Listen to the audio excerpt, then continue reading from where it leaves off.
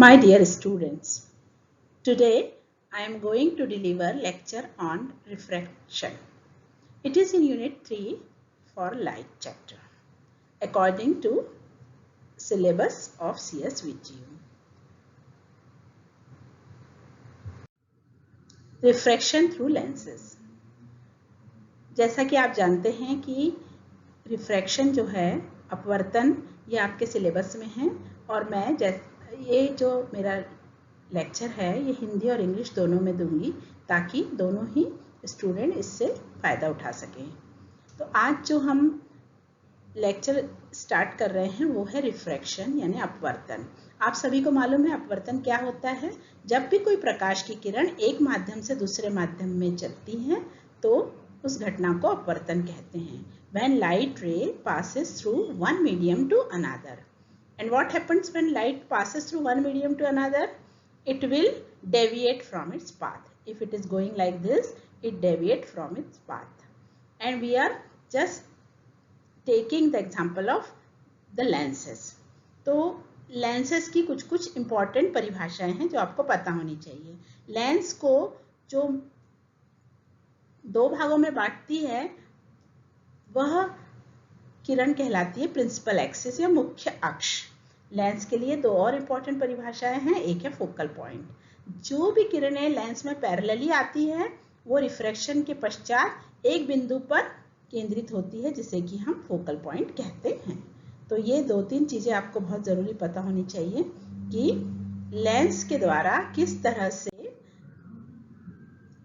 प्रतिबिंब बनता है वो भी हम नेक्स्ट इसमें देखेंगे। तो सबसे पहले हम देख लेते हैं रूल्स ऑफ रिफ्रैक्शन यानी कि अपवर्तन के नियम। ये आप लोगों ने छोटी क्लासों में पढ़े हैं। अपवर्तन के नियम क्या होते हैं कि जब भी कोई प्रकाश किरण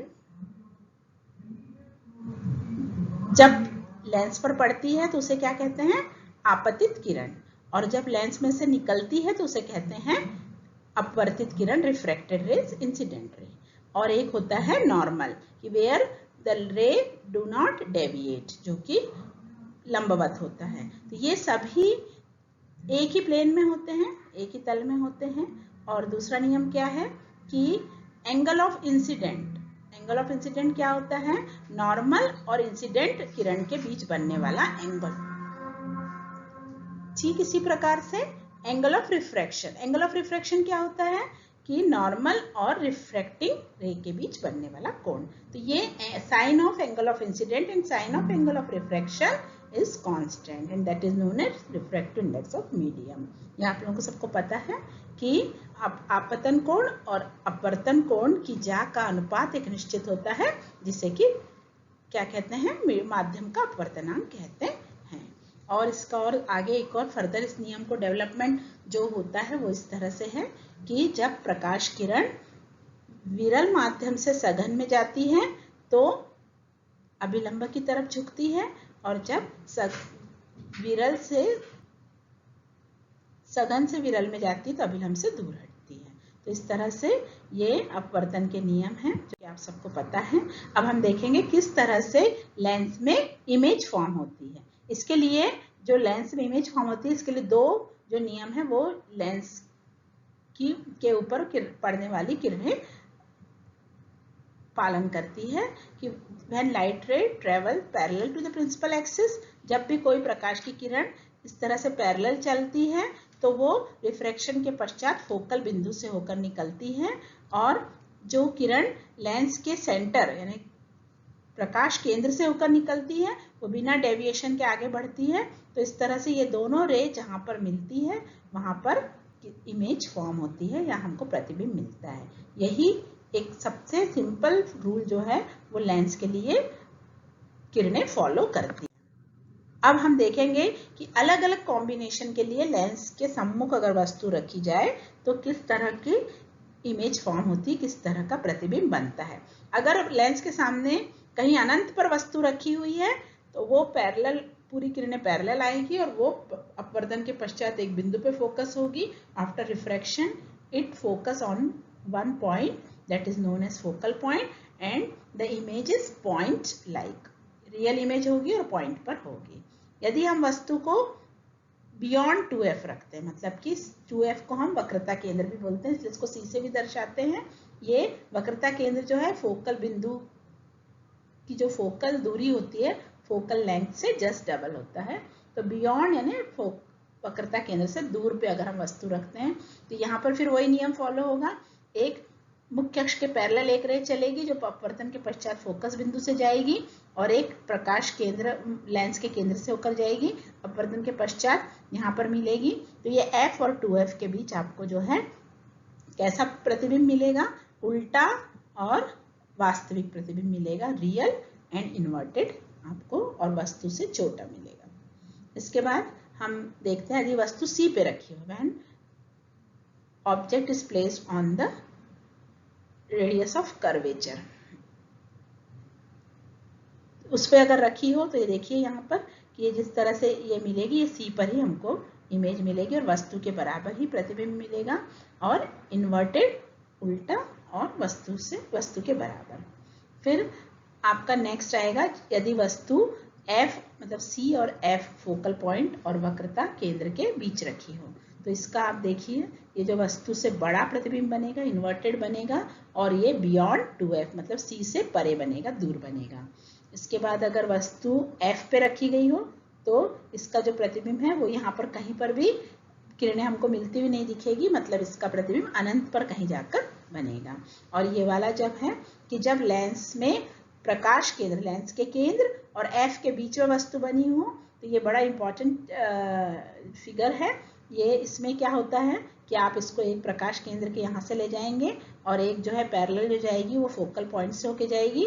इन दोनों किरणों को ऐसा लगेगा ये कहीं से होकर आ रही है। इन दोनों किरणों को अगर हम पीछे की तरफ बढ़ाएंगे तो यहाँ पर हमको वस्तु से बड़ा मतलब आवर्धित, मैग्नीफाइड, और लेकिन ये जो है ये वर्चुअल इमेज बनेगी, मतलब रियल नहीं होगी, ये आभासी प्रतिबिंब बनेगा वस्तु से बड़ा। और इसी जो ये पर्टिकुलर जो इमेज फॉर्मेशन है, जब वस्तु को फोकल बिंदु और प्रकाश केंद्र के बीच रखते हैं तो ये जो आपको ये वाला जो है ये एक सिंपल माइक्रोस्कोप का काम करता है। इस प्रतिबिंब का हमको आगे बहुत ज़्यादा उपयोग होगा।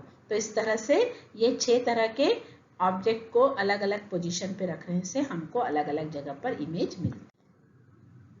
इसके बाद जो हमारा नेक्स्ट टॉपिक है वो है combination of thin lenses, 2 thin lenses in contact. तो ये आपको यहाँ पर मैं आपको समझाती हूँ कि एक ये जो 2 लेंसेज L1 L2 रखे हुए हैं और इसके सामने यहाँ पर O जो है एक बिंदु सोर्स है, पॉइंट सोर्स है, illuminating self illuminating point source है जो कि स्व प्रकाशित है। तो यहाँ से अगर हम मानते हैं कम से कम प्रकाश की किरण 2 चलेंगी तो एक जो है वो इन दोनों के प्रिंसिपल एक्सिस के पैरेलल सेम चलेगी, तो वो कहीं पे भी डेविएट नहीं होगी। दूसरी किरण जो है जब पहले लेंस से टकराएगी तो डेविएशन के कारण जो है हमको ये इंटरमीडिएटरी इमेज I1 बनेगी। ये I1 जो है L2 लेंस के लिए किसका कार्य करेगी, वस्तु का कार्य करेगी। और फिर यहाँ से फिर से ये और एक बार जब अपवर्तित होगी किरण तो हमको फाइनल इमेज I पर मिलेगी। हम यहाँ पर मान रहे हैं इन दोनों के जो कॉम्बिनेशन का पॉइंट है उससे वस्तु की दूरी U है, हमारे इंटरमीडिएटरी जो इमेज है उसकी दूरी V1 है, और जो हमारा फाइनल इमेज है उसकी दूरी V है। तो इस तरह से हम इसका जो है लेंस मेकर फॉर्मूले से हम जो है यहाँ पर देखिए हम फॉर्मूला डेरिवेशन करेंगे। तो पहले क्या करते हैं, हम पहले I1 जो इमेज फॉर्म हो रही है L1 लेंस के लिए उसके लिए हम फॉर्मूला लगाएंगे। तो हमारा क्या होगा 1/f1 equal to 1/v1 minus 1/u। U पे वस्तु रखी है और हमको इमेज किस पे मिल रही है, V1 पे मिल रही है। फिर हम सेकेंड लेंस के लिए सेम फॉर्मूला लगाएंगे 1/f2 equal to 1/v minus 1/v1। इसके लिए V1 जो है वो वस्तु है और V जो है फाइनल इमेज है। इन दोनों को ऐड करने से सिंपली हमारे पास ये क्या आ जाएगा, यहाँ पर V1 कट जाएगा, 1/f1 plus 1/f2 equal to 1 minus 1/u plus 1/v। तो इस तरह से हमारा जो फाइनल इक्वेशन होगा वो किस तरह का होगा, 1/f1 plus 1/f2 equal to 1/v minus 1/u। तो हमको मार्केट में एक ऐसा लेंस अवेलेबल हो सकता है जिसका कि ये दोनों के कॉम्बिनेशन सिंगल लेंस के बराबर हो, और वो इस तरह से मिल सकता है जिसके लिए अगर हम वस्तु u पे रखें तो हमको फाइनल इमेज v पे मिलती है। मतलब ये भी एक प्रकार से कॉन्वर्जिंग लेंस की तरह कार्य कर रहा है या उत्तल लेंस की तरह कार्य कर रहा है।